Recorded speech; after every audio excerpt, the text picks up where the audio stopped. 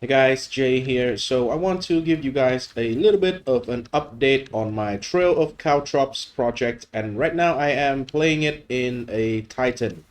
So why do I want to make a Titan? Well, I want to make a strength stacking character, and after like trying to play it with the Gemling Legionnaire, I want to try and play it with the Titan, and I think the Titan feels a little bit better because of the stun.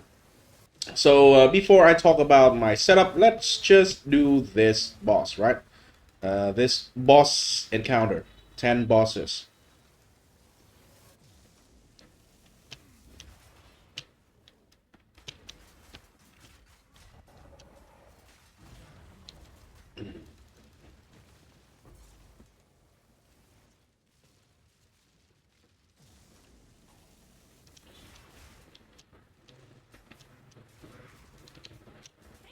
Wait.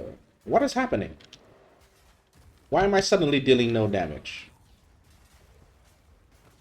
The first trio of Caltrops deals like half of its health, but the second one doesn't do anything. I don't understand. Regardless.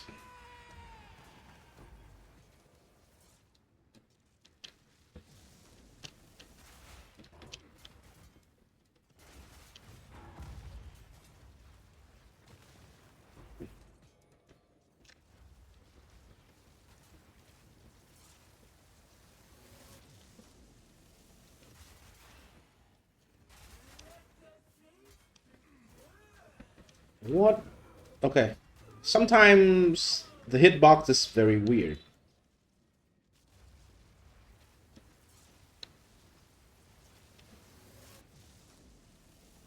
Next one. Lord of the Pit.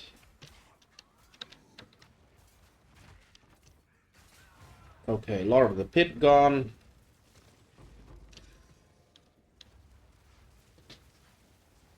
This is the last one, isn't it? Or okay, it's not the last one. The last one is two bosses. So, oh, this is the eighth. Okay. I think this one is the last one. No, it is not. We have one more still.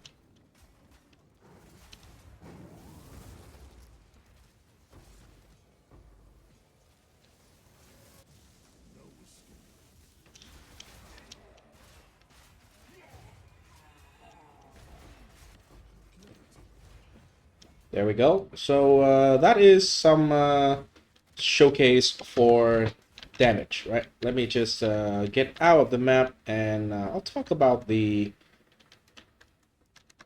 I think that was some like chilled or slow that make the character like insanely slow. So Trail Caltrops, well, I think it actually is quite good. Before I make this strength stacking version, I was playing with a very low level weapon, and it is the spear splinter of Lorata spear. So this thing have infinite poison, so I can just stack a lot of poisons, but it has no base damage. Now I actually switched into playing with a mace just to try and see how much damage realistically we can try to push. This mace cost me 2 divine. I don't crit, so the crit bonus here is useless. It's just basically pure physical damage and then some strength. Is going to be nice, right? Because I am stacking strength. Right here I am having Crown of Ice and Iron Grasp for strength stacking. I am using a amulet with +3 to projectile skill and then some attribute. Flat ES, which is really good. I am using a scepter. Here I even have a 10% increased spirit because I really want to fit in a blasphemy. And I am trying to play around with a bunch of different blasphemy. In this video right now I am playing with vulnerability. But to be fair, right? To be fair, I think the one that feels the best is still temporal chain. So I think I probably just switch back to temporal chain because the armor break here, the minus total armor here is kind of useless if we are armor breaking the enemy already, and we are. We have splinter support for armor break. We have heavy stun that costs armor break. with Devastate support, and we have Corrosion, which is the gem that also reduce enemies' armor based on the poison damage. So we have multiple sources of breaking armor. Therefore, the vulnerability here is quite useless. Let me just switch to temporal chain before I forget. Right, I have a temporal chain here. This one is so much better. It slow down the enemies and make the build feels like just a lot more tanky, just because we move around and the enemies is slower. Right, so the Trail of Caltrops is still the main damage setup, but I normally right now only use it for like single target. All the rare monsters take like one dodge roll. They take all the damage from the Trail of Caltrops here, and they will die. And the bosses take like 2 or 3 depending on what they are and how big the hitbox on the bosses is. But anyway, if we do the math here, Trail of Caltrops actually have pretty insane single target potential. Okay, so here is a level 25 Trail Caltrops. The attack damage is 207%. This is per Caltrops. By default, it drops 3 Caltrops already, which means it is 600% damage, which is an insane number already. Now, let's just count how many Caltrops we are actually dropping. Okay, so here, if I dodge roll twice, you will see that the first dodge roll will have 2 leftover Caltrops here, which means I am 2 under the cap of the total Caltrops that is possible. Right now, the Caltrops that is possible is 20 plus 5. Unfortunately, the maximum number of Caltrops doesn't stack if you have multiple quality in multiple sets of Trail of Caltrops, but 25 is okay, right? So I am spawning 23 Caltrops at once. If the boss is big enough, it is going to get hit by all 23. And so let me bring up the calculator here so we can zero. This is the damage effectiveness of 1 Caltrops times 23. 4,700% damage effectiveness. This is pretty insane. By the way, when I play as a Gemling Legionnaire, I spawn 27 Caltrops instead of 23 because of some different shenanigans that we can play with the Gemling, with the support gem. So that potentially can be like 5,000 something, which is just crazy, right? Because if you don't know, let me pull up one skill gem here. POEDB skill gem here. We look for Hammer of the God. If you look at Hammer of the God here, level 25, which is the same level as what I am having on some of my Trail Caltrops, 1,800% only. So this is like 3 times more than a Hammer of the God. I'm not saying it is more single target than Hammer of the God, because obviously there are drawbacks to this kind of setup. For example, one is we have way too many set of Trails of Caltrops, so we cannot have optimal support gems to maximize the damage on all of them, right? So it has very good starting point, but it has drawback in the sense that we cannot have all the support gems for the maximum damage. If you are a Gemling Legionnaire, you are going to have the ability to use 2 different support gems on different sets of Caltrops. So potentially you can have 2 maximized damage setup. But I think the feel of the build for doing it as a Titan just overall feels better for me, and therefore I play as a Titan. Both the character, the Titan and the Gemling that I test, reach level 88. So right now it's still level 88, right? And still going pretty strong. We are going to level up very, very soon. On the other pieces of gear, the boots and the gloves is very important. Personally, I am going for ES and evasion because I think it feels the best in terms of overall survivability while mapping. If you want just more ES, right, you can just have a pure ES glove and boots, then therefore you can have like 7k something energy shield, because we are stacking a lot of strength, right?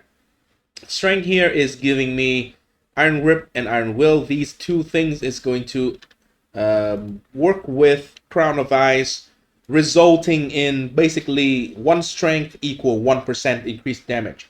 So this is more than 700% increased damage. And then the strength is going to give me defense as well. Because the downside of the Iron Grasp is on Iron Will and Iron Grip, they do not grant inheritance bonus from strength, which is 2 life per 1 strength. So we cannot gain life, which we can just convert into gaining ES. And Black Side Training just get 1% ES per 2 strength. So this amount of strength is 367% increased energy shield. So even if I don't have a lot of increased ES on the skill tree, I still have an insane amount of increased ES. So overall, the build should have like close to 500% with these node, and these nodes as well. These are very good. This even with just 12 evasion for 1 ES here. So the chest is giving me like 10 flat ES. It's still worth it because of how much we are gaining in terms of increased ES. So these nodes are actually very good. This one is like twice as good as this one, but still I want to take any amount of flat ES that I could, which is the reason why I also have flat ES on my amulet here, because we cannot have it on weapon. We cannot have more of it because we use unique helmet, unique body armor, so we cannot get more flat ES. Right?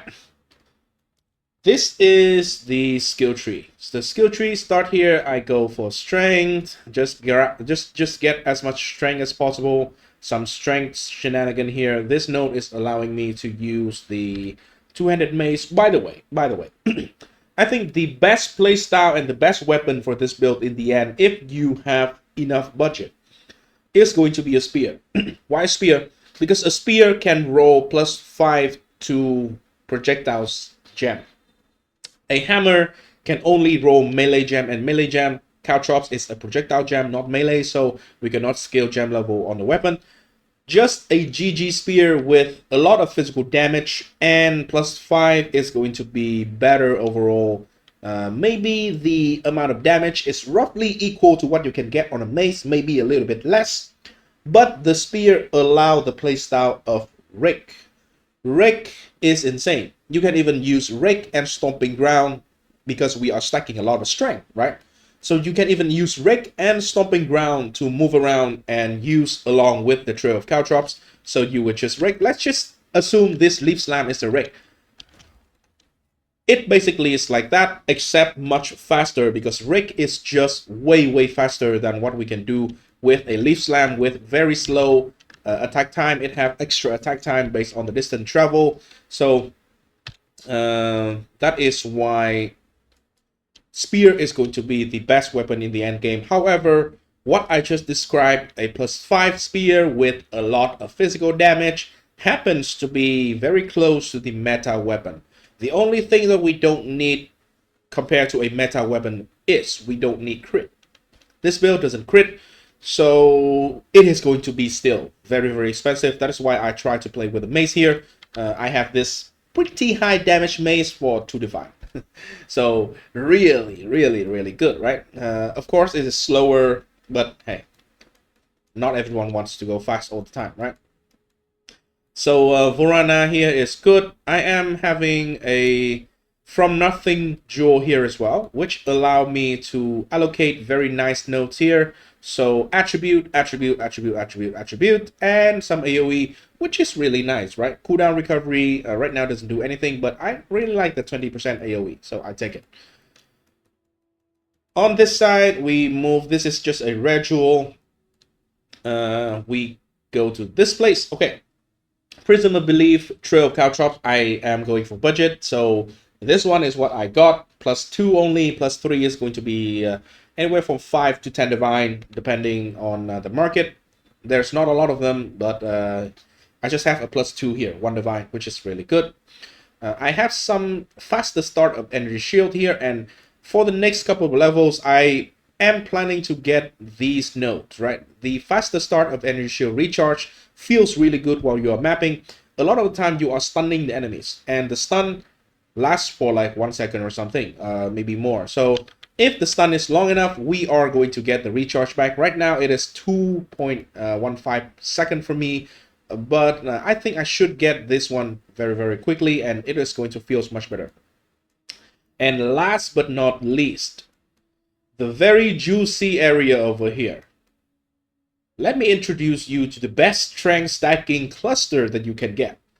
Against the Darkness, this jewel cost me 2 divine, 3 strength, 3% strength to be fair, 3% strength for each notable. In this area, we have 1, 2, 3, 4, 5, 6, 7, 8, 9. No, 8 actually. 1, 2, 3, 4, 5, 6, 7, 8. Yeah, 7, 8. Math is hard. Counting is hard. Anyway, each of them is giving me 3% strength. Not only that, physical damage, the nodes that lead to it are actually useful. Physical damage, physical damage, physical damage, and armor brick. Days build up, we do use days in this build because we run out of support gems. So days is actually a very good effect because days makes enemies take more stun build up, so we stun them faster. That is why you see me like instantly stun a lot of the bosses in the map that I just ran in the beginning of the video. And here we have spell damage, which is converted into attack damage because we use Crown of Ice. So these are really good. Cast speed is useless. We have some evasion, which is kind of helpful, right? Evasion, we still have evasion and ES. This one, we have one useless node over here. We don't leech mana, but we have increased maximum energy shield. This one is the only kind of like the most useless out of all. It is like mainly life gain on kill, so we don't have any life, right? We are CI, so we don't have any life. Therefore, this is kind of useless, but still, I think this is a travel point that we need to take anyway. So 2 point for 3% strength, 10 intelligence, and also the increased energy shield recharge rate. Those are going to be still helpful. And this side is just very, very good. Attack damage, attack damage. This one is 30% attack damage, which is good. Sadly, we cannot benefit from 50 on low life. We are not on low life. We always are on full life with CI. So still very, very good. And attack speed is kind of helpful. And 10 strength as well. So this cluster is super juicy for stacking strength, especially for this build. Actually, if we think about it, it actually is very helpful for most, if not all, the strength stacking build. Because right now, strength stacking, you either run Stomping Ground with Rick, which is the Rick Stomp build, or you run any kind of setup with Crown of Ice and Iron Grasp. So these bonuses are all going to be useful. These cluster 1, 2, and 3 is going to be very useful. This one can be useful. Not for my build, but it can be useful. It can gain life on kill. If you don't run CI, life on kill is going to be good. And if you have some mana leech, it is going to be good as well. A mana leech is not going to be useless even in this build. If you take 1, 2, 3 point here, you are going to have mind over matter. Therefore, you can have an extra pool to take damage before your HP. So I think maybe I can look into that. But right now, the number of passive is very, very tight already. So I'll try and see what I can do if we can get 1, 2, 3 point, and we can get the mana leech on one of the 3 gear items here. Just one of those 3. If one of them get 1 mana leech roll, it is going to be kind of nice, right? So that is everything I want to share in this video.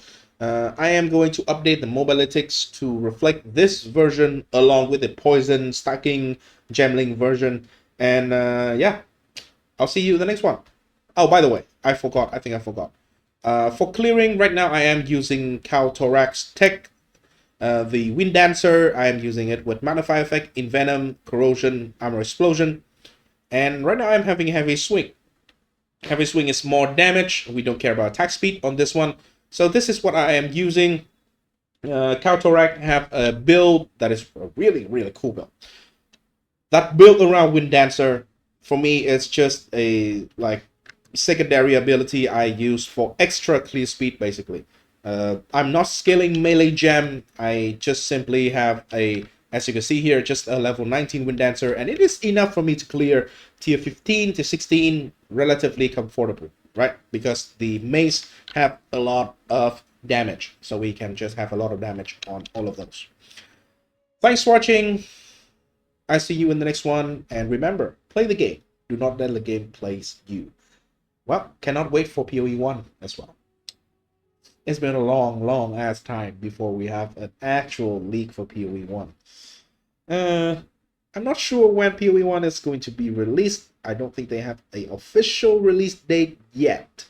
But for some freaking reason,